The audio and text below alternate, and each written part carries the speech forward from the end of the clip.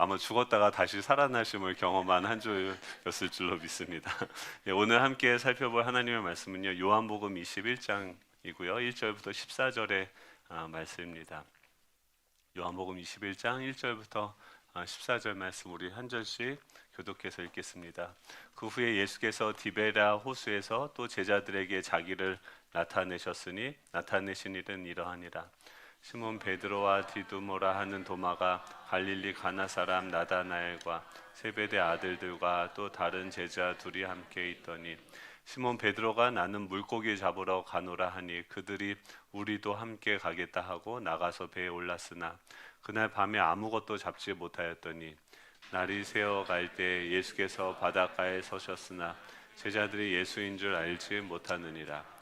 예수께서 이르시되 애들아 너에게 고기가 있느냐 대답하되 없나이다.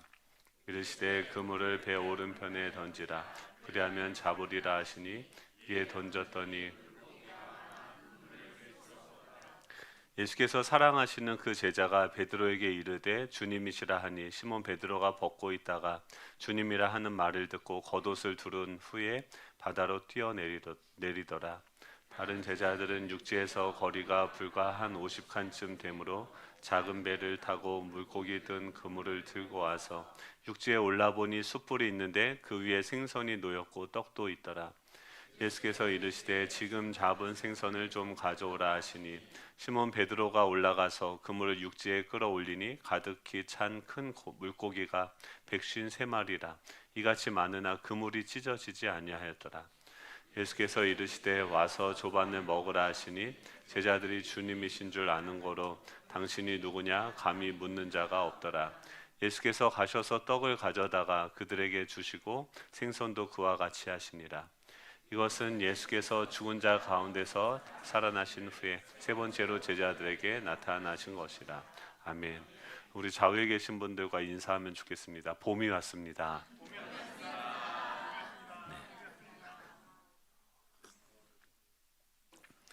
봄은 그렇죠. 그러니까 생명이 충만하죠. 겨우내 죽었던 모든 것이 다 죽어 있는 것처럼 보였던 것들이 푸릇푸릇하게 다시 소생하고 살아나는 계절이 바로 봄입니다. 이 예수 그리스도의 이 부활은 부활이 우리에게 주는 의미를 설교를 해야 되는데요, 그렇죠? 지금 14분 동안 하도록 하겠습니다. 그래서 그러니까 부활이 계속 이제 그런 설교를 해서 부활절마다 계속 똑같은 설교했던 거 기억나시죠? 예수님의 부활을 통해서 우리가 예수님을 하나님으로 믿을 수 있다. 부활이 모든 사람이 믿을 만한 증거다. 부활의 역사성을 통해서 예수님이 하나님의 아들이시다라는 어쩌면 말도 안 되는 그 사건이 실제로 우리 삶 가운데 일어나게 됐고 역사적으로 일어나게 됐고 우리 그것을 통해서 기독교를 진리로 볼 수 있는 것이죠. 예수님이 십자가에 달려 돌아가셨다가 다시 살아난 것이 사실이라고 한다면 예수님의 말씀을 우리는 이 부활을 통해서 믿을 수 있게 되는 거죠. 이 부활을 통해서 이 예수님의 말씀을 믿을 수 있다고 하는 것은 이 십자가가 우리에게 어떤 의미인지 다양한 관점을 통해서 얘기합니다. 지금 어떤 상황입니까? 예수님의 제자들의 마음 한번 생각해 보십시오. 가장 사랑하고 모든 것을 버리고 쫓았던 그러니까 인생의 모든 걸 다 투자했죠. 예수님께 다 투자하고 생업도 버렸고 뭐 친척, 고향, 아비집 다 떠나서 예수님에게 올인을 했는데 지금 이분이 허무하게 죽어버리신 거죠. 그것도 로마에서 가장 잔혹한 형벌인 십자가 형벌로 이 예수 그리스도가 죽으신 거예요. 삶에서 사라졌어요. 모든 투자한 것들이 다 끝난 것처럼 보이게 되어집니다.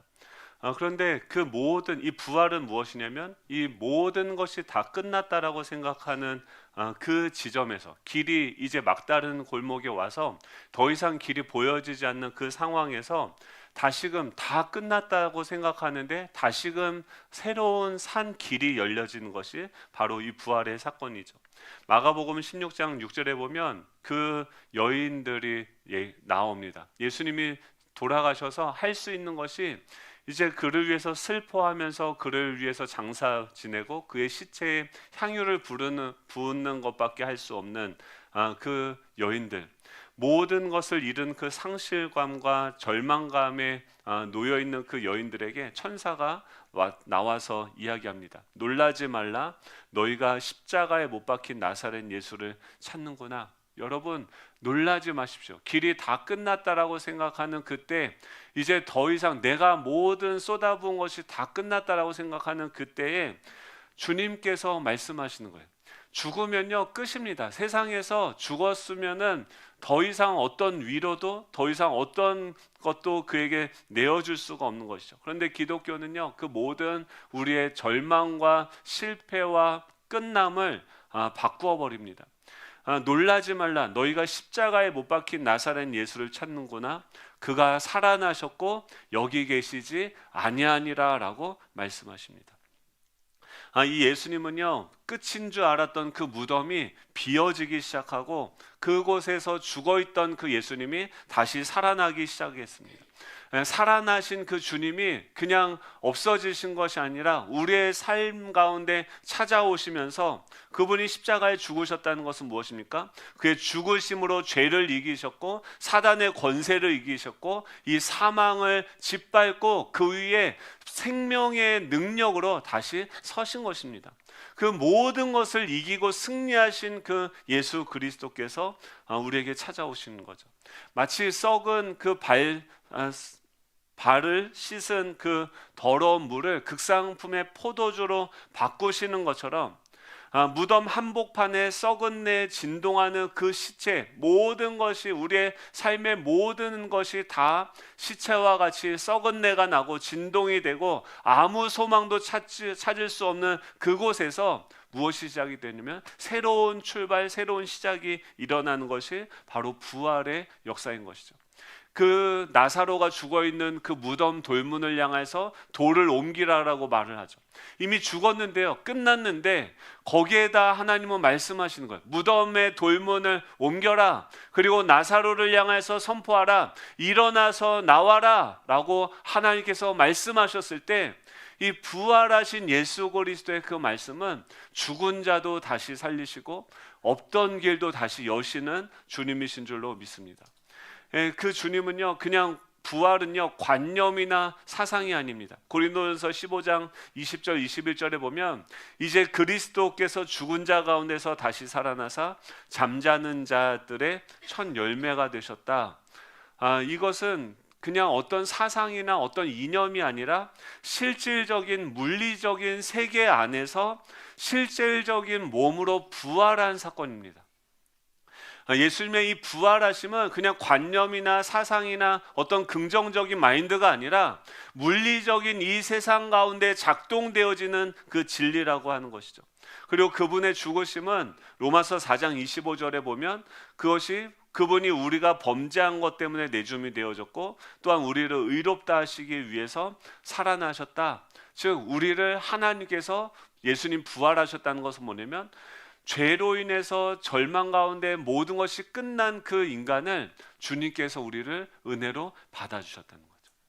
그를 살리셨다는 것은 우리를 의롭다 하시기 위해서 살아나셨다라고 이야기합니다. 또 로마서 8장 11절에 보면 이 부활의 의미를 계속 설명을 하려고 하는데 이거 말고도 뒤에 얘기가 또 있는데, 그렇죠? 이 예수님을 죽은 자 가운데서 살리신 그 영이 지금 어디 계십니까? 우리 안에 계세요. 그러니까 이 성령이 우리 안에 계시다는 것은 이 사망을 이기셨고 사단의 권세를 짓밟으시고 승리하신 그 영이 지금 어디 계세요? 저와 여러분 안에 있다라고 하는 것이죠. 그 말은 무엇입니까? 우리는 그리스도의 인해 삶을 사는데 필요한 모든 능력이 이미 우리 가운데 부어졌고 주어졌다라고 하는 것이죠. 그리고 그것은 또 무엇을 이야기합니까? 데살로니가전서 4장 14절에 보면 죽으셨다가 다시 살아나심을 믿을지인데 예수 안에서 자는 자들도 하나님이 그와 함께 데리고 오실 것이다 라고 이야기합니다.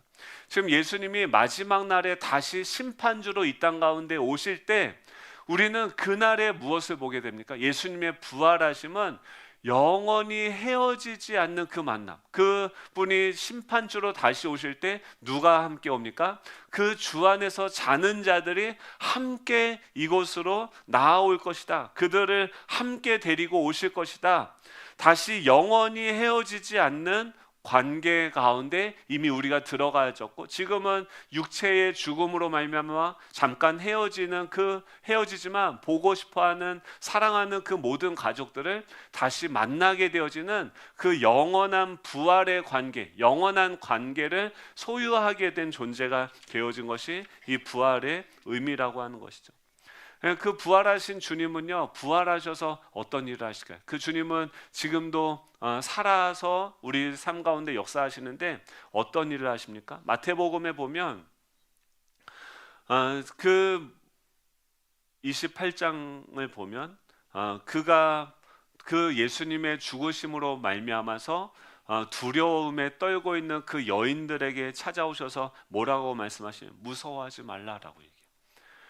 이미 죽음 앞에, 그리고 모든 것을 다 예수님께 투자했는데 다 끝난 거예요.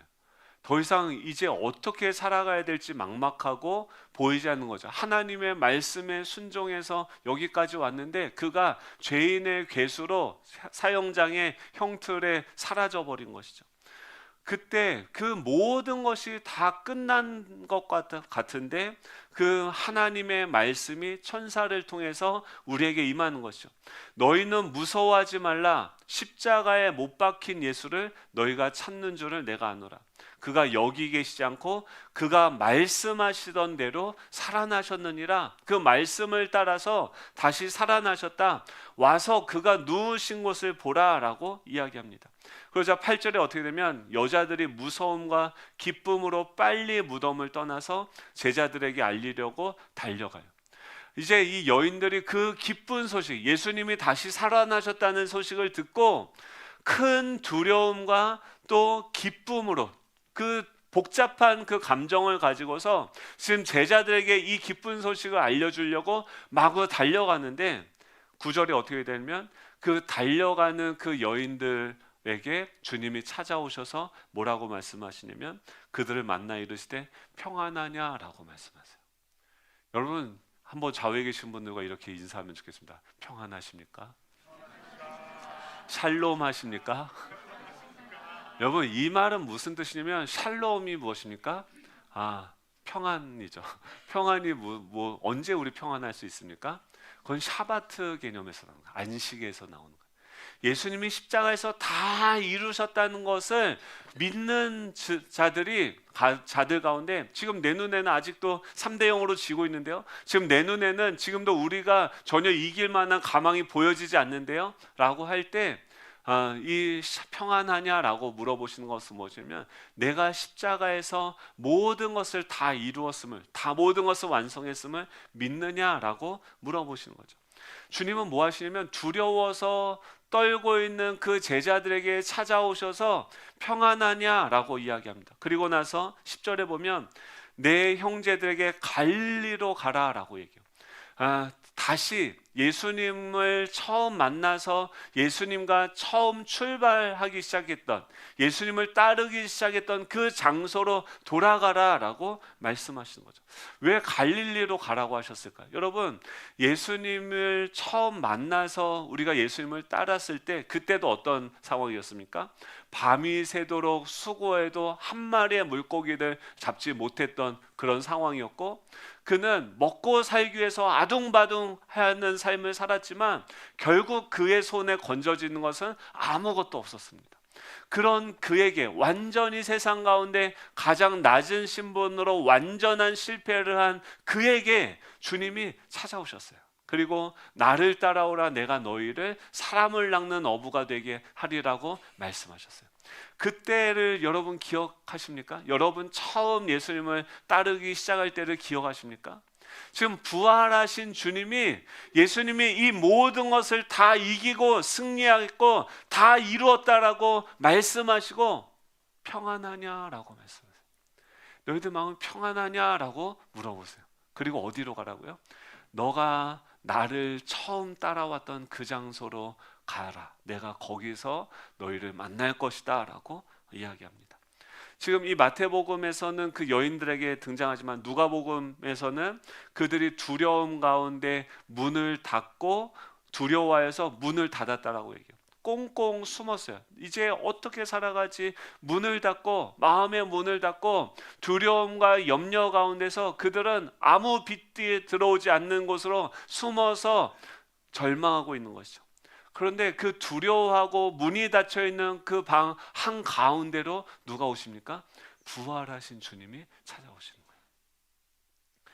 계속해서 믿지 못하는 그 도마에게 또 찾아가셔서 너 여기를 만져봐라, 여기 내 구멍 난 것을 한번 손을 넣어봐라 말씀하세요. 여러분, 주님은 어떤 분이십니까? 부활하셔서 어떤 일을 하시냐면 계속해서 그 제자들에게 찾아오셔서, 여인에게 찾아오시고 제자들에게 찾아오셔서 무엇을 확인시켜 주냐면 예수 그리스도가 다시 살아나셨음을 확인시켜 줍니다. 그리고 우리의 믿음이, 우리의 생각이 무엇을 바라보도록 하냐면 지금 이곳의 모든 것을 다 이기시고 우리를 위해서 모든 형벌과 저주를 다 받으신 그 주님, 모든 것을 다 이루신 그 주님을 바라보고 믿게 하십니다. 여러분, 오늘 이 시간에 부활하신 주님은 우리 가운데 찾아오셔서 주님께서 이미 승리하셨고 그 주님의 승리가 우리의 승리인 줄로 믿습니다. 그 주님의 부활하심이 우리의 부활인 줄로 믿습니다. 그것을 붙드는 순간, 부활하신 주님을 찬양하고 예배하는 순간 우리의 얼어붙은 그 겨울이 다시 봄이 시작이 되어지는 거예요. 하루살이는 절대 알 수 없었던 그 4차원의 세계, 그 영원의 시간 속으로 예수 그리스도 안에서 들어가 새로운 시간을 살아가는, 새로운 출발하게 되어지는 거죠. 왜 하필 그 갈릴리로 가셨을까? 여러분, 이제는 부활하신 주님이 그곳에 오셔서 제자들이 그 갈릴리로 가라, 너 나 처음 만났던 그곳에서 우리 보자, 전화 오는 거예요. 야, 너 나 처음 만났던 그 장소 알지? 우리 그때 선 봤던 그 장소 알지? 글로 와, 2시까지 나와. 마음이 복잡해요. 그렇게 오랫동안 3년 동안 함께 교제하고 사랑의 교제를 하고 환대를 받았고 가르침을 받았는데 마지막 시험에서 어떻게 했습니까? 다 빵점을 맞았어요. 다 틀렸어요. 예수님을 부인하고 벌벌 떨면서 도망갔어요. 예수님의 눈이 마주쳤는데 그 여종 앞에서 그를 모른 척하고 그 여종 앞에서 부끄러워서 숨고 도망쳤던 이 모습들이 너무나도 부끄러운 거예요. 여러분, 그런데 주님을 만난 그 처음의 장사로 다시 가서 섭니다. 근데 그곳에 누가 오세요? 처음에 있던 실패한 내 인생 가운데 찾아오셨던 주님이 다시 그 장소로 찾아오세요. 그 뭐하고 계신지 아십니까? 밥하고 놓고 계세요. 식사를 준비하고 조반을 차리고 고기도 있어요. 물고기도 있고 밥도 있고. 베드로가 그 밤새도록 수고하면서 이때도 한 마리의 물고기도 못 잡아요. 근데 사랑하는 제자가 예수님이다, 그 얘기를 듣자마자, 여러분, 그 예수님이다라는 말을 듣자마자 어떻게 합니까? 어떤 분이 오셔서 그물을 던지라고 하니까 엄청난 그물을 잡았죠. 예전의 그 모습과 뭐 비슷한 상황을 또 경험하게 되어지는 거죠. 근데 그때서 비로소 그들이 어떤 생각을 하냐면 저 말씀하신 분이 예수님이구나라는 것을 기억하게 됩니다. 베드로가 겉옷을 두른 채로 바다 위로 뛰어들어서 그 육지에서 50칸이라고 하는 것은 90m 정도 떨어진 곳인데 그것을 헤엄치면서 갑니다. 여러분, 이런 마음으로 주님께 달려갈 수 있는 저와 여러분 되시길 축복합니다. 여전히 그분 얼굴 보기 꺼림직하고요, 부끄러워요. 근데 그래도 그분의 음성을 들리면 사모하면서 나아가는 거예요. 그 주님은 우리에게 찾아오세요. 날마다 우린 무너지고요, 날마다 실패하고요, 날마다 두려워합니다. 그런데 주님은 우리에게 찾아오셔서 말씀하세요. 뭐라고 말씀하시면 와서 조반을 먹어. 너 그때 왜 날 너 그때 나랑 눈 마주치지 않았니? 너 그때 내가 거기 있는 거 알면서도 또 그렇게 넘어지고 나를 부인하고 또 다른 것을 쫓아간 것이냐? 우리의 죄를 다 들추시는 것이 아니라 그 죄가 이미 십자가에서 다 처리되어졌기 때문에 주님은 그것을 다 잊어버리셨어요. 다 그 모든 죄악들은요, 말갛게 다 깨끗하게 지워진 줄로 믿습니다. 주님은요, 그 위에서 십자가의 죽으심과 부활 위에서 새로운 관계로 우리를 부르시는 거예요. 와서 조반을 먹으라는 거예요. 그래서 뭘 물어보시냐면, 너가 이 사람들보다 나를 사랑하느냐? 진짜 그 사랑의 관계. 전에는 사랑의 관계로 주님의 임재 가운데 들어가고 싶어도 사단이, 사망이, 그 죄가 나를 올가매고 끌고 가서 주님의 그 임재와 사랑을 충만하게 누리지 못했다고 한다면, 이제 그것을 다 짓밟고 승리하신 주님이 오셔서 우리에게 물어보시는 거예요. 야, 밥 먹어. 그리고 물어보시는 거예요. 다 잊어버린 채로. 우리는 근데 어떻게 합니까? 우리는 여전히 기억하고 있어요. 여전히 그 과거의 수치와 그 절망과 염려가 우리 안에 있어요. 여러분, 그 예수님은 이미 용서하셨는데요. 예수님은 이미 우리를 새롭게 하셨는데, 과거의 그 수치와 과거의 그 절망을 붙들고서 그것을 내 안에 오래 두시면 안 됩니다. 이게 가만히 두면요, 어떻게 하면 썩어요. 진동을 해요. 냄새가 나요. 그러면 그것이 내 안에서 작동하면 안 돼요. 주님이 어떻게 해요? 그것을 청소하는 메시지를 하는 거예요. 너 그 마음이 아니라 죄책감과 두려움과 수치의 마음이 아니라, 절망의 마음과 염려의 마음이 아니라 새로운 질문을 하세요. 새로운 생각을 하세요. 질문하면요, 생각하게 돼요. 너 이 사람들보다 나를 사랑하느냐 물어보세요. 여러분 뭐라고 대답하십니까? 하시겠습니까? 주님, 그러하다 하나이다. 그 중간에 많은 게 있겠죠. 제가 마음은 그런데 육신이 약해서. 여러분, 그 모든 걸 넘어가서 주님이 내가 주님을 사랑하는 줄을 주님이 아시나이다. 여러분, 그 자리에서 주님이 어떻게 하시냐면, 주님은요, 지금 이 죄에 대한 것을 질문하시는 것이 아니라 새로운 관계 안에서 새로운 사명을 맡깁니다. 그런 우리에게 하나님의 나라를, 하나님의 그 영혼들을 우리에게 맡겨주시는 주님이신 줄로 믿습니다. 뭐라고 말씀하십니까? 내 양을 먹이라. 밥을 차려주시면서 내 양을 먹이라. 내 양을 치라. 또 내 양을 먹이라고 주님이 말씀하십니다. 사랑하는 성도 여러분, 주님이 어떤 분이십니까? 이 사건이요, 우리 인생의 가장 흑역사죠. 내 인생에 어떻게 보면 가장 수치스럽고, 예전엔 그래도 몰랐다 쳐요. 이제 알아요. 예수님을 다 알고 예수님이랑 같이 뭐 체험도 많아요. 3년 동안 별별 것들을 다 배웠고 다 경험했어요. 근데 넘어졌어요. 내 인생에 어떻게 보면 가장 수치스럽고 부끄러운 흑역사일 수 있습니다. 근데 주님은 오셔서 어떻게 하십니까?